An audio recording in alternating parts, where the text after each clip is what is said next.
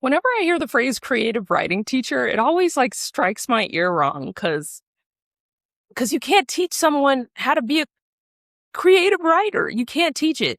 It's such an interesting art form. That's what I personally believe, but the reason why is because I'm a born writer. I started writing books before I was even reading real books. Like I was writing arcs, storyline. My first novel I wrote when I was about 5 or 6. It was about 80 pages of illustrations and words, and I did all of it on construction paper. And I brought the story to my mom, and she was just like, "Oh my God, this is a manuscript.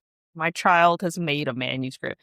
So I think for me, writing was in me when I showed up on planet Earth. So I've always understood writing as an artistic gift, but also just as an innate, like, genetic thing. It's like either something organically happens when your fingers connect with a keyboard, of a computer. When your fingers hit the keys, art just happens, or not. I thought that I was like, either you are a writer or you're not. And so when I was growing up, I would tell people, I would be like, "Oh yeah, I'm a writer." And they would be like, "Oh yeah, I like writing too." And I could always tell that we were not the same. Always. I was just like, what they're saying and what I'm saying. One of my favorite phrases to use, I love to say tomato, potato. I know a lot of people say tomato, tomato, right? And this is a phrase that's meant to illustrate we're both talking about the same thing, but just a little bit differently.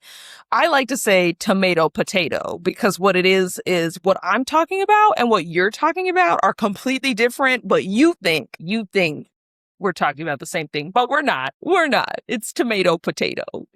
So, right. So I didn't learn to write from anyone unless you count God, in which case, then yes, I learned all of my writing skills from God. Yeah, I didn't, I've been in creative writing workshops and I've taken creative writing classes, but none of those places taught me how to write or how to be a creative writer. I feel like that was stuff that was innately in me or just came from life as a writer and working on my craft and doing all of that.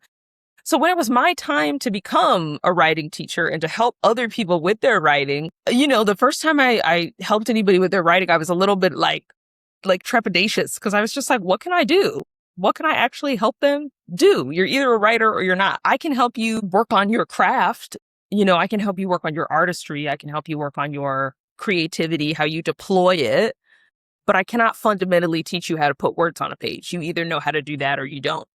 You either have inspiration, the inspiration flows through you and creates art, or it doesn't. When I am teaching people, when I am coaching writers through their writing journeys, I always approach it from the position of, I want to make you stronger from the artist perspective.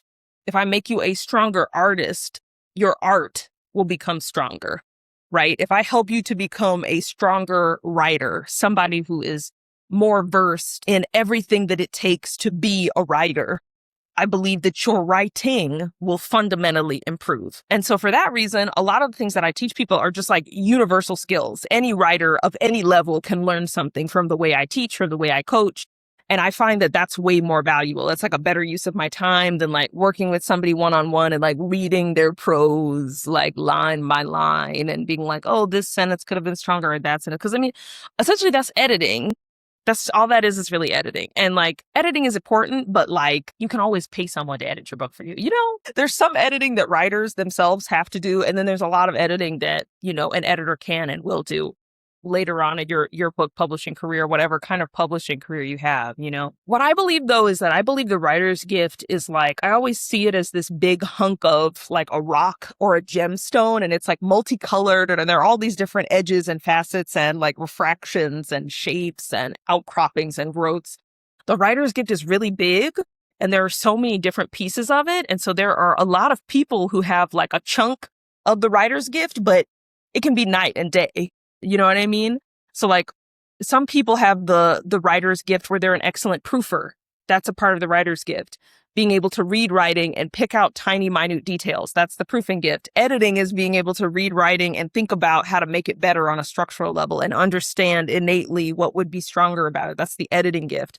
Some people have those gifts and that's all they have. They just have the proofing gift, but they couldn't write anything otherwise. They can proof for days, but they are not like an author.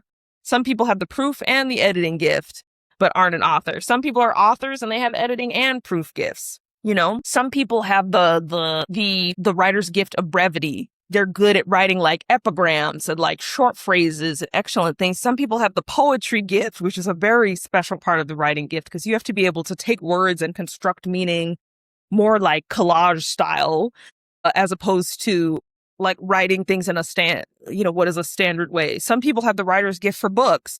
Some people have the writer's gift for magazines, for newspapers, for blogs, for scripts, for stage scripts, for film scripts, for TV scripts. There are so many different facets of the writer's gift. Some people are news reporters and they have the news writer gift. Some people are sports writers and they combine their love of sports with the writer's gift, and voila, we've got sports journalism. What an important field. So for me, it's about offering wisdom and having conversations that can help any writer grow in their particular craft. More than it's about like me getting a bunch of writers together and being like, yes, let's all go over each other's work. That's important too. But I think that it's way more valuable in the long run to help an artist, help a writer develop their own specific sense, methodology, confidence, and trust in their own vision, in their own like process of doing things, to empower them to develop that process fully and like help them operate better as a writer, as a business person, as a creative person, as an artist person. I think it all goes together. So on this show, right here, right now, we're going to be talking about all of it. We're going to be talking about the writer's gift. We're going to be talking about ways to make your fiction stronger. I'm primarily traffic in fiction and screenwriting and in books and so many different things. So mostly we'll be talking about how to strengthen fiction, but I'm sure there will be topics discussed here that are also good for other types of writing. If you're specifically interested in screenwriting, I also want to invite you to follow my channel, Regan Film Institute on YouTube, because I own and run a nonprofit where we teach screenwriters lots of stuff and we give screenwriters tons and tons of skills to be successful in their work. So if you want the screenwriting tips, they will be available through R5. You'll see them. What else? Yeah, I guess you could say I'm not your mama's creative writing teacher, but I do have a lot to share and a lot to learn. So let's do it together.